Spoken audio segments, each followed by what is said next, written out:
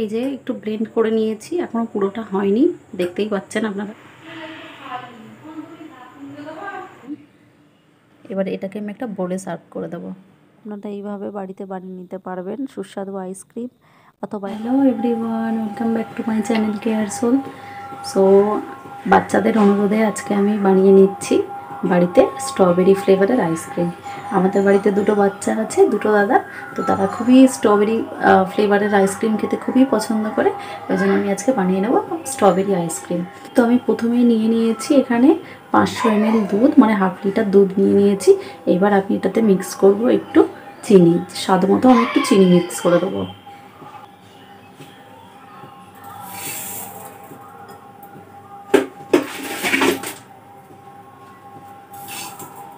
আমি এখানে দিয়ে দিলাম প্রায় 100 গ্রাম মতো চিনি।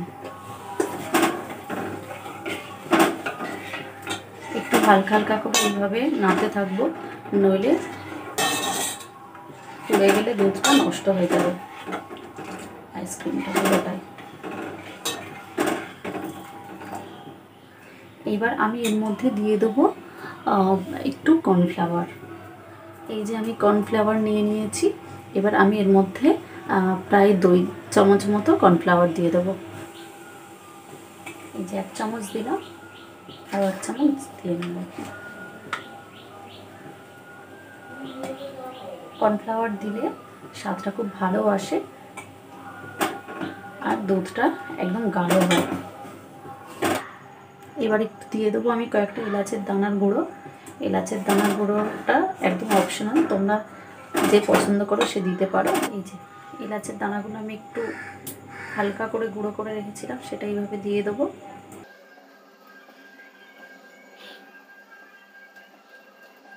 আমি পার্সোনালি এলাচ খুব পছন্দ করি, ওই জন্য আমি সব কিছুতে একটু এলাচ দিই। আমি এইভাবে জাল দিয়ে নিচ্ছি। এটা ততক্ষণ পর্যন্ত জাল দিতে হবে যতক্ষণ না পর্যন্ত এটা 1/3 মতো চলে আসে।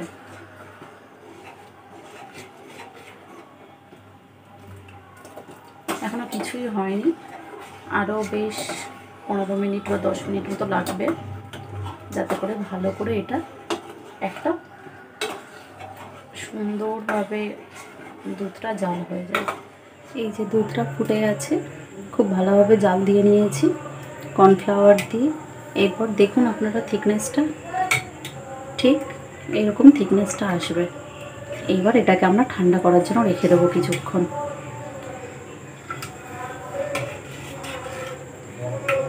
এটা ঠান্ডা হোক, ততক্ষণে আমরা হুইপিং ক্রিমটা দিয়ে আমরা আরেকটা ব্যাটার তৈরি করে নিই। চলুন, আমি এখানে ব্যবহার করছি আমুলের হুইপিং ক্রিম। তো আপনারা চাইলে বাজারে যে কোনো ধরনের হুইপিং ক্রিম আপনারা ইউজ করতে পারেন, এবং আপনারা অবশ্যই আমুলের যে ক্রিম আছে নর্মাল ক্রিম, সেটা আপনারা ইউজ করতে পারেন। আমি খালি একটা বোল নিয়ে নিলাম, যেটা যেন ডিপ হয়, যাতে আমাদের ব্লেন্ডারটা দিয়ে ব্লেন্ড করতে সুবিধা হয়। সো এইরকম এরকম ডিপ পাত্র নিলে কি হবে, আপনি যখন ব্লেন্ড করবেন জিনিসটা, সেটা বাইরে আর ছিটকে পড়বে না।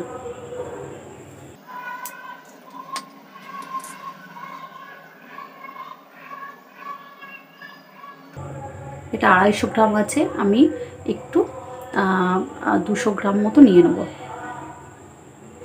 যেহেতু আমি এটা একটা স্ট্রবেরি ফ্লেভারের আইসক্রিম বানাচ্ছি, সেই জন্য আমি একটা স্ট্রবেরি ফ্লেভারের এসেনশিয়াল নিয়ে নিলাম।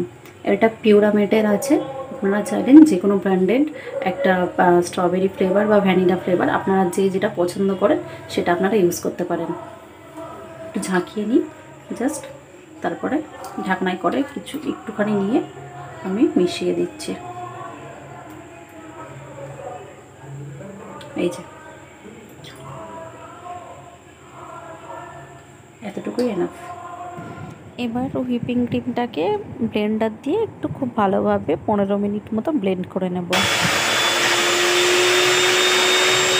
এই যে একটু ব্লেন্ড করে নিয়েছি, এখনও পুরোটা হয়নি, দেখতেই পাচ্ছেন আপনারা। এইবার যে কর্নফ্লাওয়ার দিয়ে যে দুধটা আমি জাল দিয়ে রেখেছিলাম সেটার মধ্যে দিয়ে দেবো। এই যে এখন এটা পুরোটা ঠান্ডা হয়ে গেছে, এটার মধ্যে মিশিয়ে দিচ্ছি। এবার আরেকটু ব্লেন্ড করে নেবো, একদম ফ্লাফি টাইপের হবে, ততক্ষণ অবধি ব্লেন্ড করে নেব। করে নিয়েছি। এখন এটাকে আমি ফ্রিজে রেখে দেবো আধ ঘন্টার জন্য, যাতে হালকা এটা একটু শক্ত হয়ে যাক। তো তারপরে আমি আবার এটাকে ব্লেন্ড করে নেব। হ্যাঁ, একটা জিনিস আপনারা অবশ্যই খেয়াল করেছেন, আমি এতে কোনো রকম ফুড কালার ইউজ করিনি। যদিও এটা স্ট্রবেরি আইসক্রিম হচ্ছে, কিন্তু আমি জাস্ট ফ্লেভারটা স্ট্রবেরি দিয়েছি। বাট যেহেতু বাচ্চারা খাবে, আমি কোনো রকমের ফুড কালার ইউজ করছি না এখানে। আপনারা চাইলে পিঙ্ক কালার ফ্লেভারটা ইউজ করতে পারেন। এবার এটাকে আমি আরেকবার বিটার দিয়ে ব্লেন্ড করে নেব।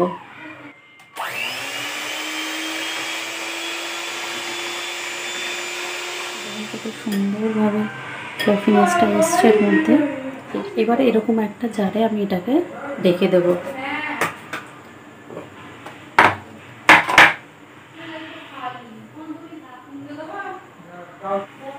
আপনারা চাইলে এতে আপনারা ড্রাই ফ্রুটসও দিতে পারেন, আমি সেটাকে স্কিপ করছি।